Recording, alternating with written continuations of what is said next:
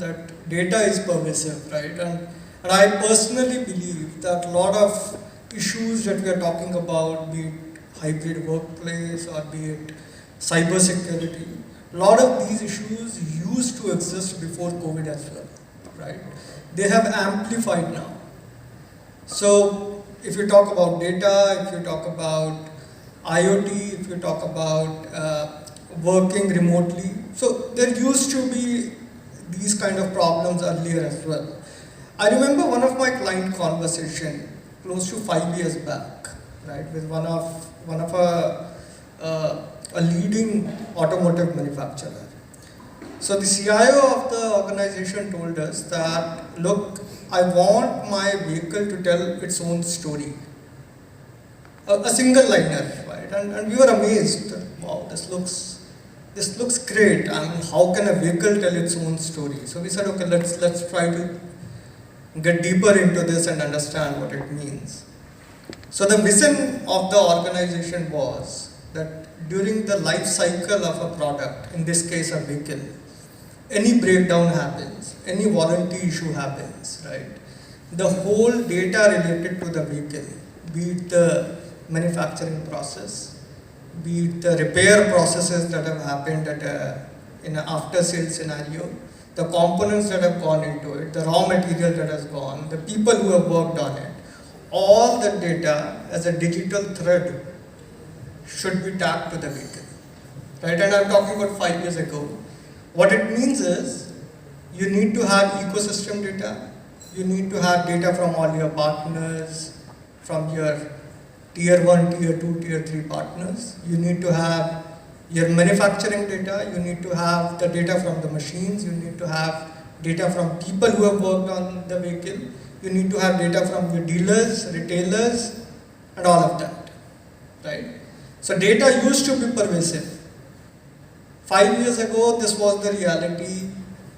We went ahead, we did this, and it was successful. Now, moving forward to 2022, right? These kind of use cases still exist, and we are talking about cyber security and all that. Now this is getting amplified because of all the remote working that is happening and all that. And again, from a governance perspective, there are a lot of different root causes, for example. So from a people governance perspective, if we see, right, so there are 3 KPIs for any organization. One is effectiveness, efficiency, and the third is engagement. So effectiveness and efficiency are usually the center points, right, for any CHRO, any leader, how to make more out of your people, how to get better outcomes. That is efficiency and effectiveness. Engagement is usually ignored, right? While it's always on the paper, but engagement is always an afterthought. How do you really engage with people, right? How do you make your employees work toward the vision of the organization? And I think that amplifies post-COVID. When the people are not in the boundary, it's difficult to engage them now. So I leave you with this thought, but the crux is that probably what we are seeing today is an amplified version of what used to exist before COVID. I'm a little surprised as well, Ankur, that we did not thought of the planned way, but you brought it in a way to move to David on the people part. Thank you for that experience which is coming up all together. But it's a great learning, which you said on efficiency, engagement, and effectiveness. And you're right, even we say people engagement is least compared to the technology engagement which we do more. Thank you for bringing that up. David, I think you got the stage set, right, for this one. What is your opening comment on this one?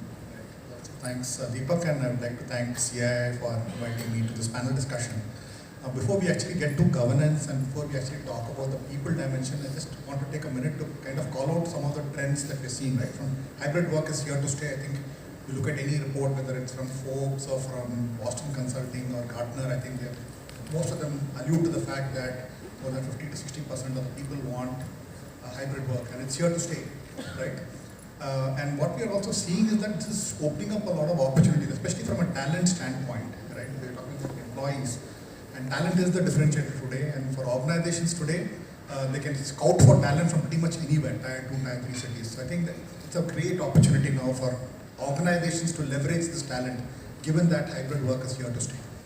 The second thing which I want to call out is the fact that it's no longer a normal workplace. It is a digital workplace now, right? Kind of technologies that we are seeing, pretty much all applications are on the cloud, and again, governance around cloud, how do you manage security there, that becomes important, data, right?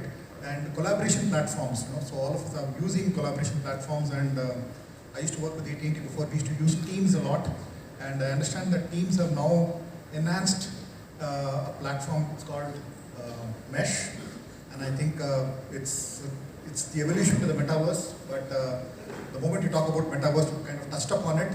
Again, it brings a whole new dynamic in terms of how do you manage the governance around metaverse when you engage on the metaverse, right? Now, talking about governance, the point which I want to make is that governance is a team game. It is a team sport, and there are all various stakeholders who have to be part of the overall governance. Of course, the board, the leadership. Third is customers and partners, because we are in an open economy today, right? We are call it the API economy. We are constantly interacting with customers, partners.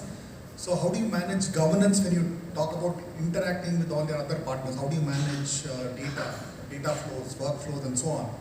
And the last part being the people part.